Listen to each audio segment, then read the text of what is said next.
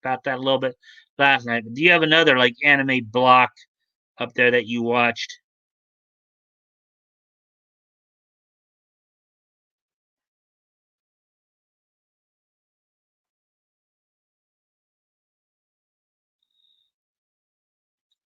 And just in case you missed it earlier too, I did talk about Netflix releasing a Godzilla anime, Godzilla Singular Point, going to be coming out sometime in the near future, from what I understand.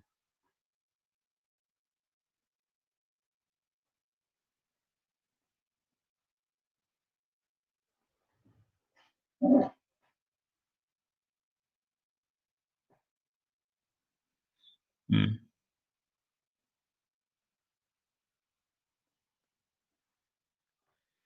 Yeah, because I know that you probably would have been watching like YTV. I know YTV is like your guys' version of Cartoon Network up there in Canada, ATC. But I was just wondering what your anime block on there was. Well, if you got Tsunami or you got something else. I know, particularly in the Toronto area, there's a group of voice actors, actresses did a lot of work throughout the '90s. Much of it on like Marvel cartoon stuff, like X-Men the animated series, Avengers, United They Stand, Silver Surfer.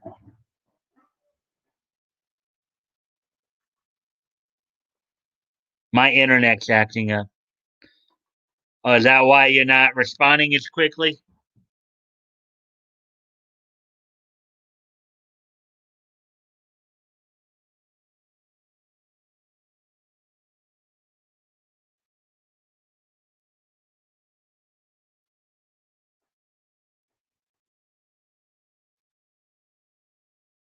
She won't care. Uh,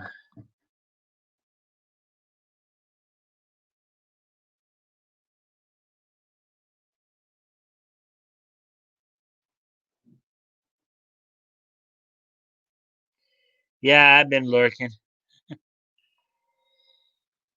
Yeah, you've been seeming to lurk a lot more lately. Everything okay? I've noticed you haven't been talking as much the last few times you've been on. Been all right?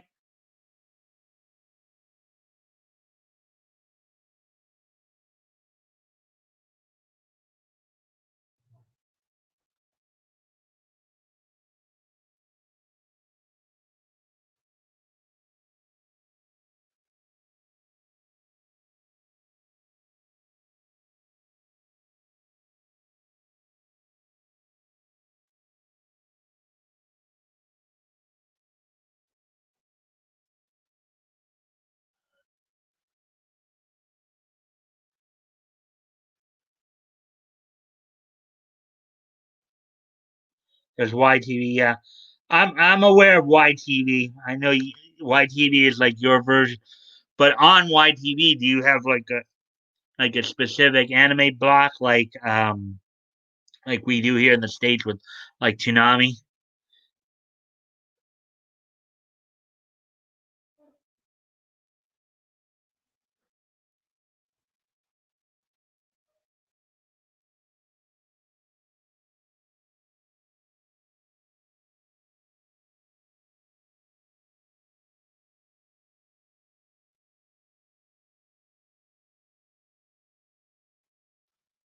Hmm. Sorry, you cut out. What about Netflix? Oh, all I was saying about Netflix is that earlier tonight, or a little while ago, I did read an article on here that they're I guess they're going to be releasing an anime on there called Godzilla Singular Point. It's one of the big announcements they made, I guess, today. Um, I know the other big news of Netflix today was coming out was that Texas had decided to indict them for the Cuties movie. But growing there was stuff like growing up there. There was stuff like Yu-Gi-Oh, DBZ, a more friendly stuff. Fantastic Four. Yeah, I do know in the I think it's sometime in the mid 2000s. I know that um, Fantastic Four World's Greatest Heroes. I think what was it, sometime later 2000s. Um, I think it was originally produced up in Canada as well. But as I recall, I think Fantastic Four: World's Greatest Heroes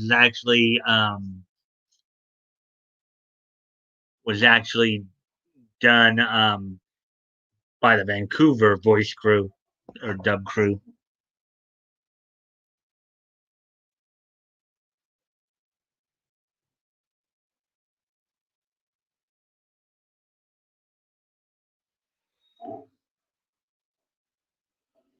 Just tired a lot lately.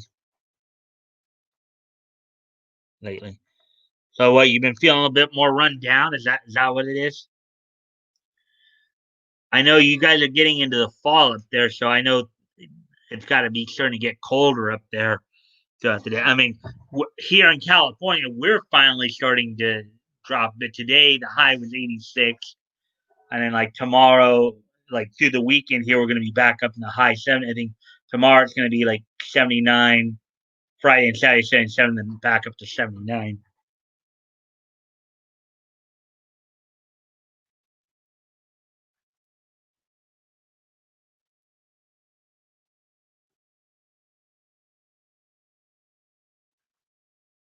Oh yeah.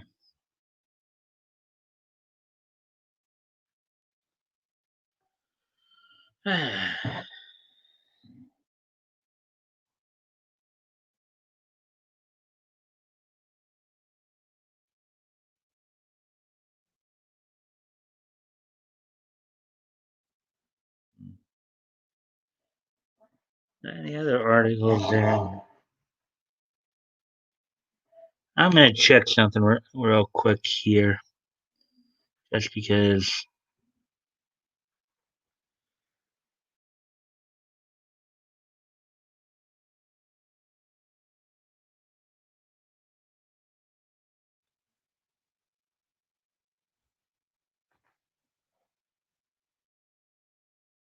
yeah, I did that one.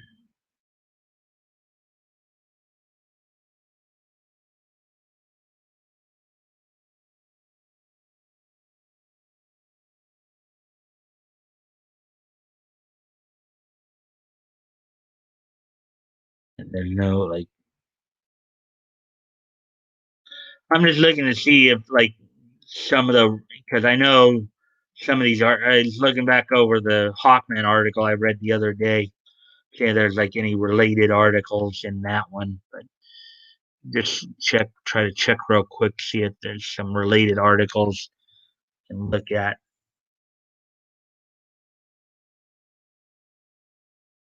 and all this.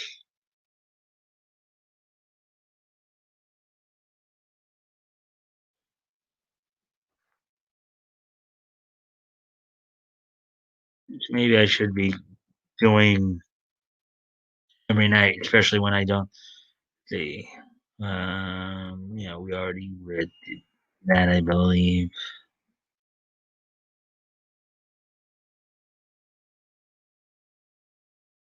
You look at the anime,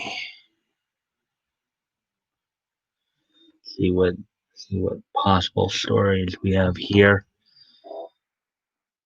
Yeah, I'm just as I said, I'm just looking up some stuff here, including Godzilla vs. King.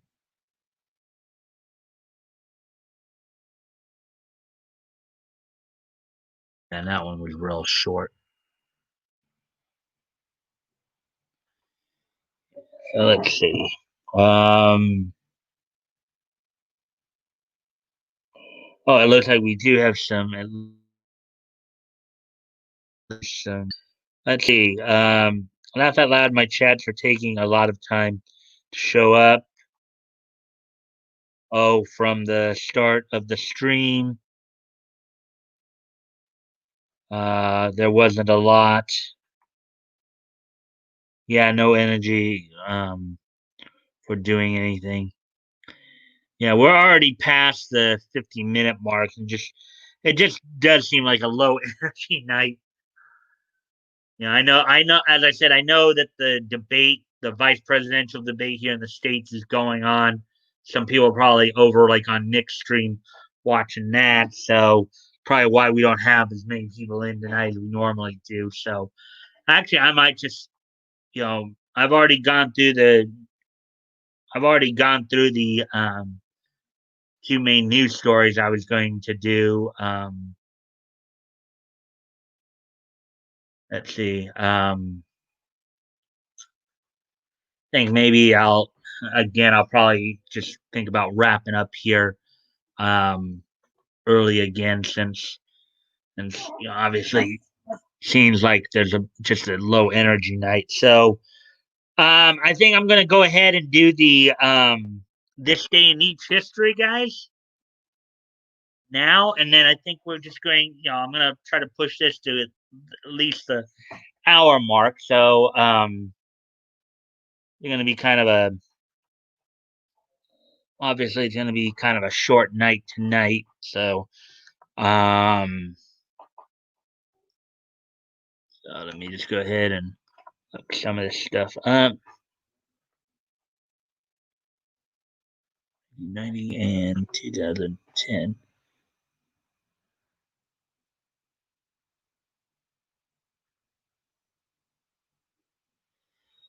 Okay, so yeah, I think we got that then. Ready. Yep. I'd hope you are there. Okay, so let's go ahead. So today is Wednesday, October 7th, 2020. Aside from, of course, the normal Nietzsche history, I'll also be sharing a little personal history as well in a moment here. So let's go ahead and get started on this, seeing what happened on this day in Nietzsche history. Um, okay, so the first thing I'd like to do, well, and this is partially also part of this is also a little bit of personal history on my part as well.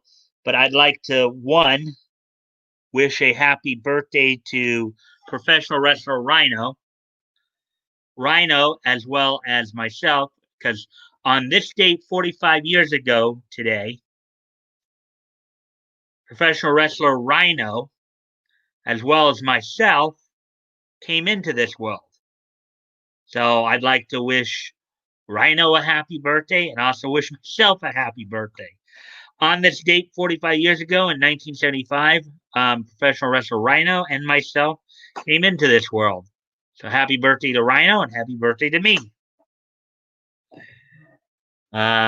Moving on, we still have only three people, of course. um, we move ahead here. Let's see. On this day in 1990, which was 30 years ago today, um, the the com- the computer animated the Dutch computer animated cartoon Manetch and Manetch, I believe is how that debuted on this date in 1990. Um, it was the first time that computer animation was used in Dutch animation. So on this date in 1990, 30 years ago today, Manetch and Manetch would premiere. It was the first Dutch animated series that used computer animation. Let's see.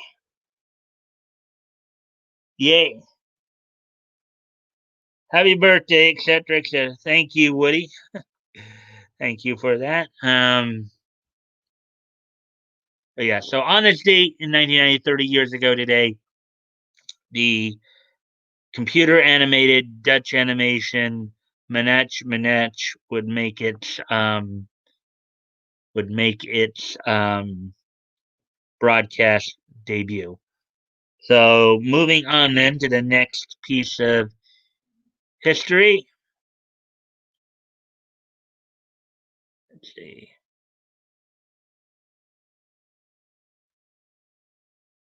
Uh, Excuse me a moment, guys. Whoa, what was that? Uh-oh.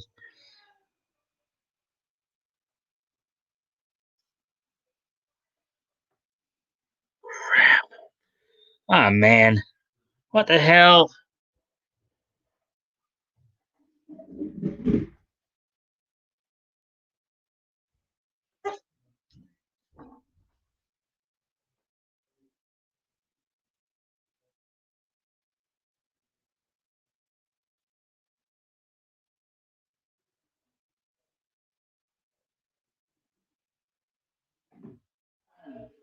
What the hell? Oh, man.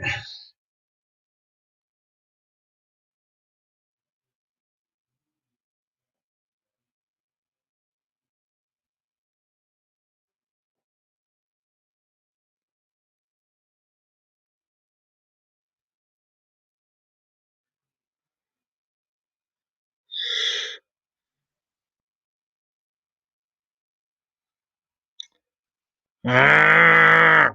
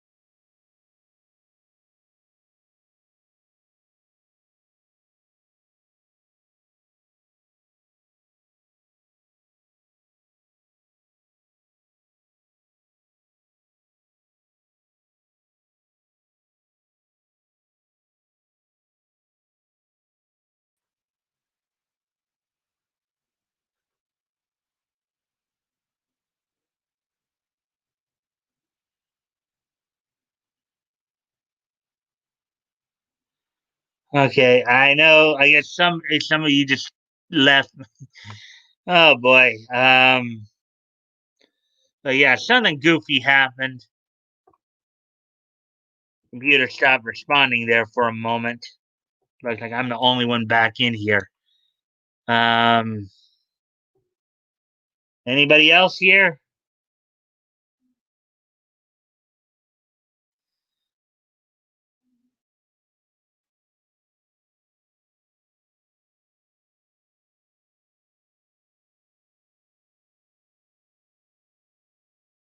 Here. Yeah, the computer went wonky there. It's like it wasn't responding. Only got one person. It says here that it's. Anyways, I'm gonna try to get back to what I was getting to there before. Hopefully, it won't go wonky again.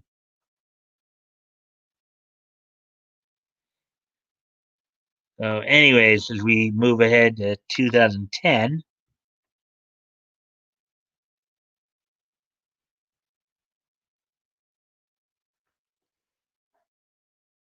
two people back in here.